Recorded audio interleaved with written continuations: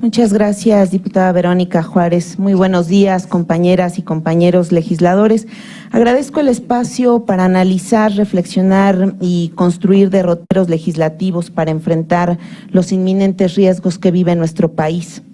Quisiera empezar diciendo que nuestra democracia se encuentra en riesgo y todos lo percibimos, por ello lo fundamental de esta mesa de trabajo, de este diálogo. Vivimos una autocracia sin precedentes, que en otrora no se atrevieron otros presidentes a ejercitarla de esta manera. Lo que la gente creyó como opción de cambio se ha convertido en un anclaje al pasado, con una nueva apariencia que en el fondo pretende revertir los avances democráticos que hemos logrado como país. Hoy están en riesgo no solo algunas instituciones, sino el Estado democrático mismo. El Estado soy yo. Esta es una frase que se acuña todos los días en las llamadas mañaneras. Y es en realidad ajeno, de repente parece que se vive en ese lugar otra realidad. El poder del pueblo hoy no es más que una figura retórica de propaganda política, que dista mucho de la posibilidad de vivir en democracia, justicia, libertad e igualdad. Desmantelar al INE como organismo autónomo significa desmantelar la democracia. Fue hasta que el árbitro electoral se convirtió en órgano autónomo que pudimos vivir la alternancia democrática en México.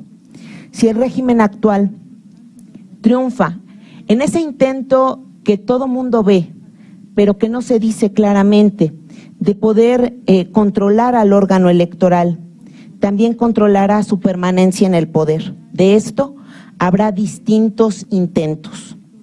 Esta es una prioridad para nuestros legisladores y legisladoras y para el partido en su conjunto. Evitar a toda costa que el gobierno federal se asuma como árbitro electoral. La misma suerte pone en entredicho a la Comisión Nacional de Derechos Humanos, al Instituto Nacional de Acceso a la Información, entre otros organismos autónomos. El estrangulamiento presupuestal, por una parte, y la mayoría de Morena y sus aliados en las cámaras están debilitando instituciones democráticas que tanto nos han costado como sociedad y que tanto nos han costado como partido, porque los muertos los puso el PRD. Controlarlas es el precedente de desaparecerlas y dejar a las y los mexicanos en la indefensión frente a los abusos del poder. Ni qué decir del menosprecio mostrado por el régimen actual al Pacto Federal, creando estructuras paralelas y acreditando operadores políticos como gestores de la política social del Estado en todo el territorio nacional. El aparato electoral del gobierno federal cobra, se nutre y se mantiene bajo la sombra de la figura presidencial, sin ningún recato de moral pública y rayando en la ilegalidad. La improvisación, el desmantelamiento institucional, la opacidad y las prácticas antidemocráticas son la nueva cara de la corrupción. El creer que el borrón y cuenta nueva es la solución deja la puerta abierta a perder el timón del país. Muestra de ello son dos grandes temas nacionales que hoy se encuentran sin rumbo. Por una parte, la imparable violencia, que dicho sea de paso, va en aumento ante un discurso gubernamental que el crimen organizado interpreta como la claudicación y haber entregado la plaza. Es evidente la indolencia, la falta de empatía del gabinete con las víctimas de la violencia y con las familias de las personas desaparecidas.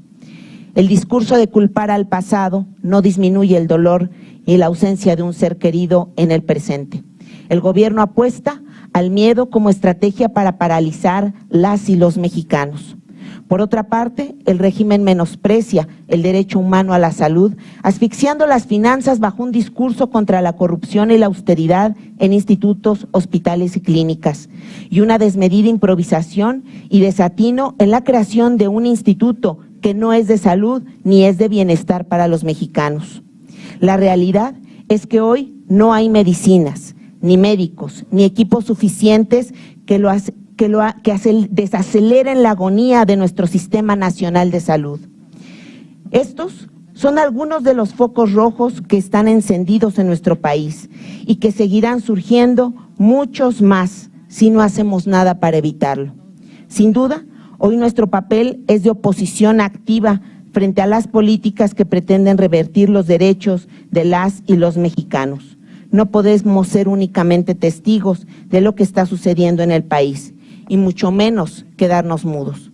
Ustedes, compañeras y compañeros legisladores, diputados, senadores, son nuestra voz como partido, pero también son la voz de millones de mexicanos a los que no se les escucha, se les ignora o se les calla a través del miedo y la desesperanza.